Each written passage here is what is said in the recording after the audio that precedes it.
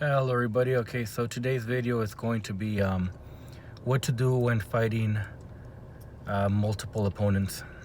So, and again, most of my content is usually caters to other martial artists, or caters to people starting in the martial arts, or caters to people who have a curiosity toward the martial arts. Um, Again, I don't condone fighting. I don't condone violence. It's more for self-defense purposes. So you're in a situation when you encounter multiple assailants. Let's just say you're about to get jumped by 3 people. Okay, so which is usually a fair number to use. So take into consideration you don't know if these 3 people are going to just use their fist, or are they going to use weapons, are they going to attack you all at the same time, are they going to go one by one, are they going to give you a chance to fight each one of them one by one, which usually isn't the case. What do they want from you? Why are they jumping you? So I'm just going to give like a quick basic things to do, not limited to other solutions, but something basic. So first of all, you see a group of 3 people, and you know that going that direction might not lead to something good. Turn around, go the other direction, cross the street if that's the case. If you're in a neighborhood, honestly, just don't be there. The smartest thing to do is to not be there. I mean, it's 3 people. Even if you're a skilled martial artist, things are not like the movies. People don't attack you one by one. So, okay, you're in a situation when you're walking over there. Let's just say it's too late. You're walking over there, you're crossing the path of 3 people that are up to no good, and they're looking to make you into an example of their entertainment, or just simply to take what you have. The first thing you can do is run away. Same thing as if you're fighting somebody with a knife. You run away. I mean, honestly, there's no shame in running away, especially if you're in an unfair fight. You have nothing to prove, or you have everything to gain by running away and keeping your safety. So that's number one. Run away. Make sure that you're not there. Make sure you can get some distance. Go to a crowded place. Get some help. Doesn't matter if you're a skilled martial artist or not. It really doesn't matter. Okay. So the one pretty much that people actually want to hear, it's the next one, where you're being strategic. You're encountering 3 people that want to jump you. Automatically understand that they are not going to attack you one by one.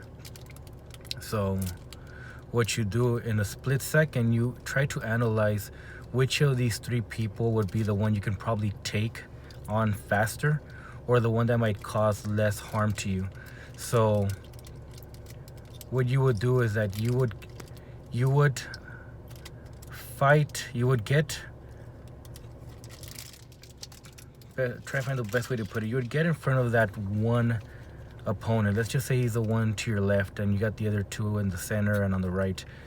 You would get in his direction, and you would try to use him as a shield. So while you're fighting the one that you consider is the weakest one, hopefully you're right. While you're fighting him, you're using your peripherals to move around and keep the other 2 away from you. Now, it is tough because they can go both directions. If they're coordinated, they can each take a section and get you from your blind spots. But if they're not coordinated, this could work to your advantage, where you stay behind one of them and you just keep moving around so that the other 2 don't get to you. The next one, you would still use this same technique, but if you're in an area where there's a wall, lean against the wall. At least nobody's gonna attack you from behind, and you only really need to use your peripherals to defend yourself. So that way you're still fighting 3 people, but it doesn't feel like you're fighting 4 or 5.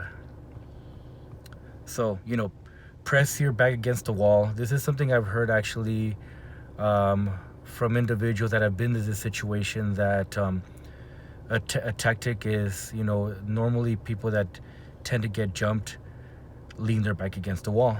That way they don't have to worry about having eyes behind their back. They could just, do their best to survive with the 3 people that are attacking in front of them.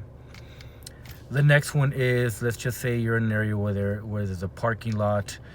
If you can get in between 2 cars or 2 stable areas, creating a funnel, you want to be at the point of that funnel, the smallest point, where they can only attack you 1 by 1 or 2 at a time, but the 3 can't really attack you because they're going straight to you. This is not something new. This is something that you probably see in movies with war, where the group of people is being attacked by a larger group of people. I think I've seen something like this in the movie 300. But even before that, this has been a tactic used. So if you're fighting 3 people, again, we're using 3 as a magic number. Let's say you're at a parking lot and you have 2 cars next to you. You get in between those 2 cars, and if they're gonna attack you head on, they're gonna have less mobility around you, unless somebody actually makes the effort to go around the car to attack you.